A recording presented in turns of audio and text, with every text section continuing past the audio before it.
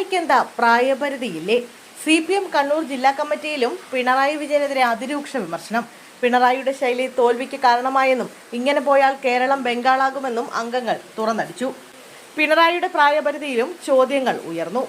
Party ജയിച്ചാലും KK Shailaja ജയിക്കരുതെന്ന് ചിലർ നിർബന്ധം കാട്ടിയെന്നും തളിപ്പറമ്പിൽ PK ശ്യാമളയെ മത്സരിപ്പിച്ച നേതൃത്വത്തിന്റെ പിഴവാണെന്നും ജില്ലാ കമ്മിറ്റിയിൽ വിമർശനമുന്നയിച്ചു.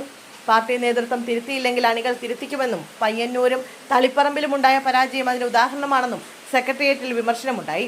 മുഖ്യമന്ത്രിയുടെ പല വാക്കുകളും തെരഞ്ഞെടുപ്പിൽ തിരിച്ചടിയായെന്നും ജില്ലാ കമ്മിറ്റിയിൽ കുറ്റപ്പെടുത്തലുണ്ടായി. തളിപ്പറമ്പിൽ ഭാര്യയെ സ്ഥാനാർത്ഥിയാക്കാൻ പാർട്ടി സെക്രട്ടറി MV ഗോവിന്ദൻ നിർബന്ധം പിടിച്ചു. രക്തസാക്ഷി ഫണ്ട് തട്ടിപ്പ് സംബന്ധിച്ച ആരോപണത്തിൽ പാർട്ടിയുടെ വിശദീകരണം ജനം ഉൾക്കൊണ്ടില്ല.